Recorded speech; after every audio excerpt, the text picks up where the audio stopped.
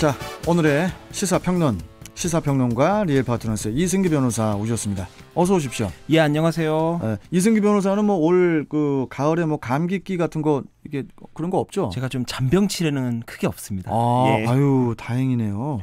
예, 건강이 제일 중요하니까요. 예. 자, 오늘은 어떤 이슈를 전달해 주실 겁니까? 예, 오늘 첫 번째 이슈는 미 대선 혼돈의 날입니다. 그 미국 대통령 선거 개표 결과가 이제 계속 나오고 있는데 그 최초 그 여론조사와 달리 그 트럼프 대통령의 막판 뒷심도 위력적입니다. 예, 이번 선거가 투표날 바로 직전의 여론조사까지는 이 바이든 후보의 낙승을 모든 여론조사 기관이 예상을 했습니다. 근데 막상 투표함을 열어보니까 트럼프 대통령의 저력이 상당했는데요. 네. 오히려 선거 초반에는 이 전체적인 분위기를 주도하는 느낌이었습니다. 네. 특히 초반에 이 대선의 승패의 열쇠를 가진 6개 경합주를 6개 경합주 중에서 가장 먼저 개표가 시작된 이 플로리다에 대해서 이제는 그 트럼프 대통령이 결국엔 이겼는데요. 사실상 이 플로리다는 29명의 선거인단을 갖고 있는데 여기서 바이든 후보가 이기면 게임이 끝난다라고 했는데 이 트럼프 대통령이 이 29명의 선거인단을 가져오면서 이 치열한 접전을 예고를 한 겁니다.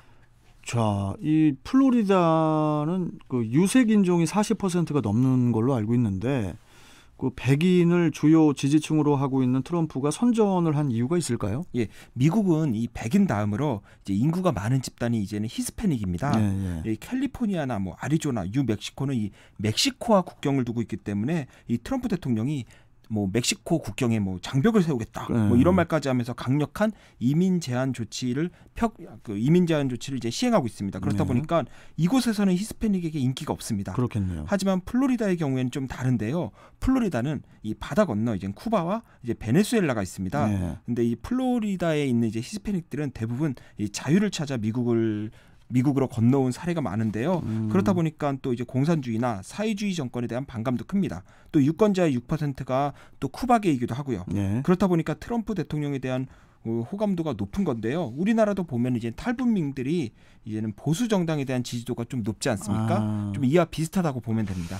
자, 그런데 지금 그 판세가 좀 어떻습니까? 그 바이든 후보에게 또 되게 유리한 상황이라고 하던데. 일단 우리가 미국 대선 같은 경우에는 총 538명의 선거인단 중에 과반수 270명의 선거인단을 확보하면 이깁니다. 270명이 바로 매직 넘버인데요. 그렇죠. 일단 개표 초반에는 이제 트럼프 대통령이 대단히 선전을 했는데 이 개표율이 올라가면 올라갈수록 조 바이든 대선 후보가 이제 치고 올라와서 이제 일부 주에서는 거의 역전을 했습니다.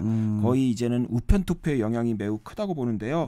특히 현재 북부 3개 경합주인 이제 위스콘신, 미시간, 펜실베니아 이 세 개의 이제는 러스트베스 싸움이 가장 치열했는데 여기서 위스콘신과 미시건을 이제는 그 바이든 후보가 이겼습니다. 그래서 위스콘신의 10명의 선거인단 그리고 미시간의 16명의 선거인단을 가져와서 지금 현재 스코어를 보면은 바이든 후보가 253명의 이제는 선거인단 그리고 트럼프 대통령이 213명의 이제는 선거인단을 확보했는데요. 이제는 매직 넘버를 보면 17명이 바이든 후보가 부족한 상태입니다.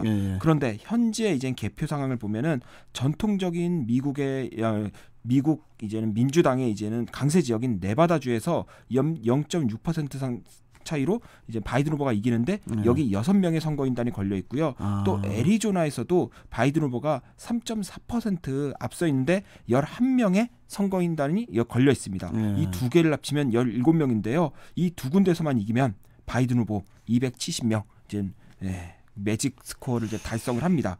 그렇다 보니까 이제는 북부에서 가장 큰 선거인단을 자랑하는 이제 펜실베니아주 20명의 선거인단을 트럼프 대통령이 가져와도 바이든 후보가 이기는 거니까 지금 상황에서는 바이든 후보가 상당히 유리한 상황이죠.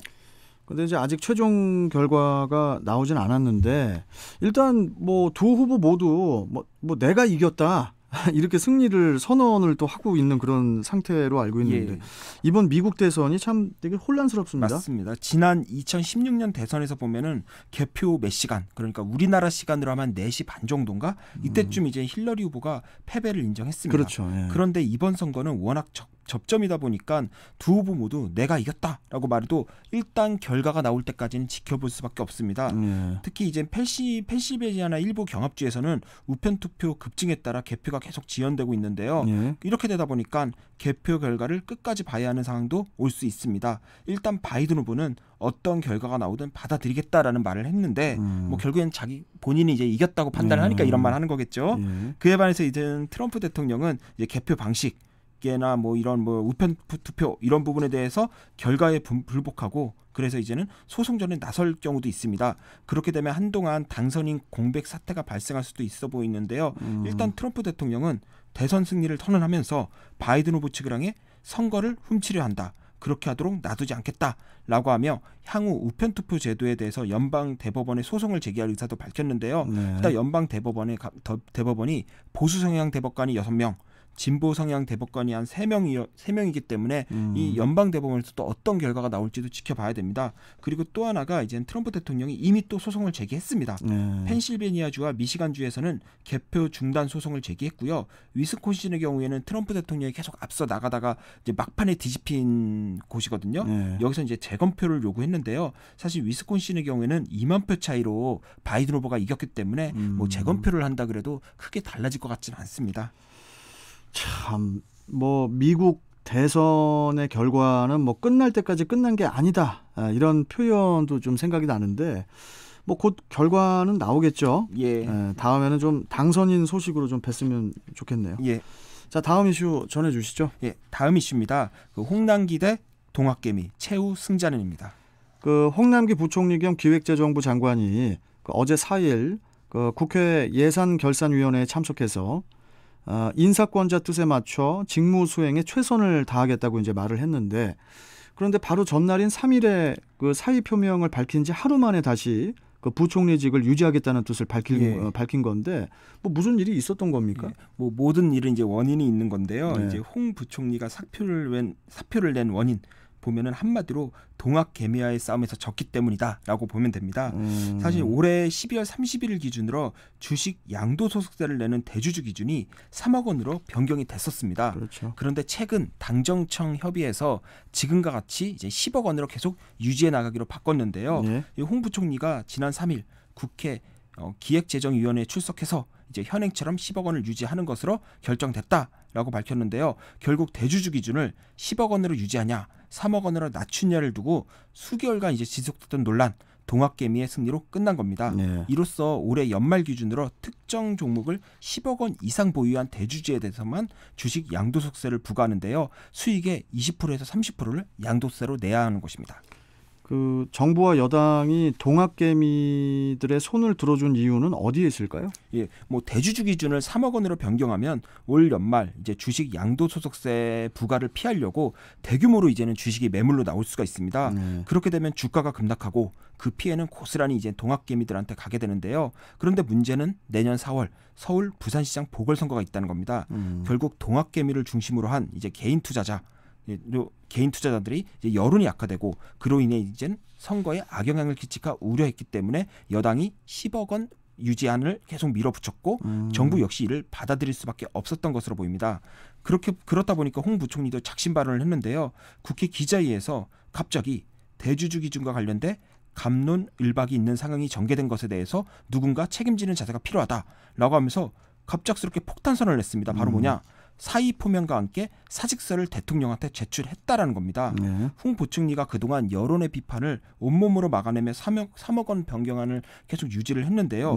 이번 당정청 결론을 보고 이제는 결국 자신의 의사가 반영되지 않았다라는 점에 이제는 좀 불만을 갖고 작심 사표를 냈다라고 보는 평가가 많은데요. 심지어 이 사표도 직접 낸 게 아니라 타이핑해서 문 대통령에게 인편으로 전달을 했다고 합니다. 뭐 그런데 이제 문 대통령의 사표를 반려를 했잖아요. 결국 그렇다 보니까 다시 입장을 바꿔 직무 수행에 최선을 다하겠다라는 입장을 밝혔습니다. 그러니까 이제 야당 측에서는 이거 정치적인 쇼 아니냐라고 비판을 했고요. 그러니까 또 홍 부총리는 유감이다. 그럴 의도는 없었다라고 하면서 공평 가세를 위해서도 대주주 요건은 3억 원이 적절하다라고 하면서 또 뒤끝을 보여줬습니다. 일단 문 대통령이 반려했다 할지라도 홍 부총리 스스로가 정부와 여당의 입장에 반발해 사표를 내고 이를 국회에서 또 깜짝 공개했습니다.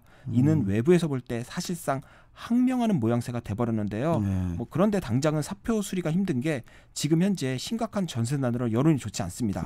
여기서 홍 부총리의 사표를 수리하면 홍 부총리가 중심이 돼 추진한 임대차 3법 그 실패를 인정하는 게 되고요. 더 나아가 부동산 정책 실패를 현 정권이 자인하는 모양새가 됩니다. 그렇다 보니까 지금 당장은 사표를 반려했지만 이번 돌발 사표로 인해 홍 부총리가 현 정부와 좀 계속 가기는 좀 어렵지 않나 그렇게 생각해 봅니다. 뭐 적당한 때가 되면 교체가 되지 않을까 그렇게 판단해 봅니다. 아이 참 이거 사표 내는 것도 이게 참 쉽지가 않습니다. 예. 자 오늘 말씀 여기까지 듣고 또 내일 뵙도록 하겠습니다. 고맙습니다. 예, 감사합니다. 자 시사평론가 리얼 파트너스의 이승기 변호사와 함께했고요.